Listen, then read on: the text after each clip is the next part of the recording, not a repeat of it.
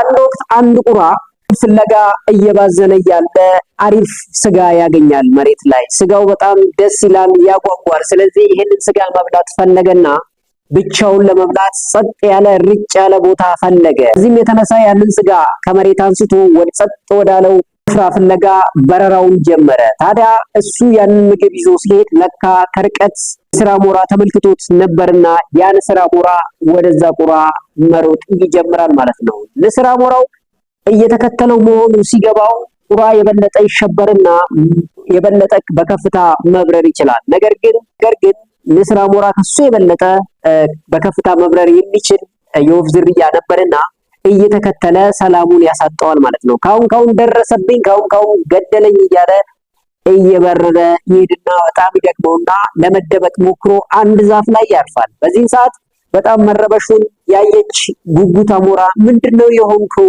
ለምንድነው እንደዚህ የምትሮጠው? በጣም ተረብሻል ብላ ጠይቀዋለች።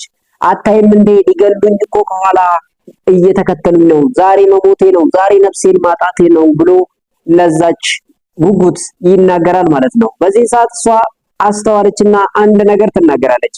እነኚህ ንስር አሞራ አንተ እንዳሰብከው አንተ ሊገሉ ፈልገው አይደለም፣ የያዝከው ስጋ ሊቀበሉክ ወይም ሊቀሙክ ፈልገው ነው ብላ ትለዋለች። በዚህ ሰዓት ታዲያ ምን ይሻለኛል ሲል ግድ የለክም ይሄንን ስጋ ጣለው፣ ወደ መሬት ይውደቅ፣ ያኔ እነሱ ካንተ ላይ ምንም የሚፈልጉት ነገር ስለሌለ ወደ አንተ አይመጡም ብላ ትነግረዋለች። እሱም ያን ስጋ በጣም ጥሩ ስጋና ርቦት ስለነበረ ስጋውን መጣል ያጓጓዋል፣ በጣም ልቡ ይሸበራል ማለት ነው። እንዳይለቀው ሆድ ነው፣ እንዳይዘው ደግሞ ህይወት ነው። አሁን ችግር ውስጥ ገባ ማለት ነው። ነገር ግን እየደረሱበት ነው። እነሱ ከመጡ እንደማይለቁት ስላመነ ቶሎ ብሎ ያንን ስጋ መልቀቁን ይመርጣል ማለት ነው። በዚህ ሰዓት ስጋውን ከላዩ ላይ ሲለቀው ስጋው ከሰማይ ወደ መሬት መውረድ ይጀምራል። በዚህ ቅጽበት ነበር ከላይ እየበረሩ ወደሱ እየመጡ የነበረው ንስር አሞራ ኢሚዲየትሊ በፍጥነት ወደ ስጋው ሲወረወሩ ተመለከተ ማለት ነው።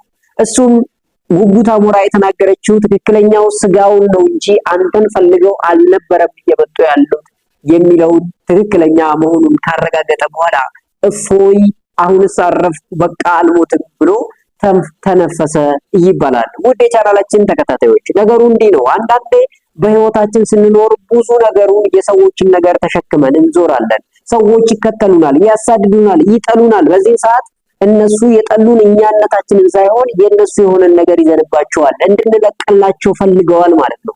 ስለዚህ ሰላም የምትፈልግ ከሆነ አንዳንድ ነገሮችን መልቀቅ፣ አንዳንድ ነገሮችን ማስተንፈስ መልመድ አለብን።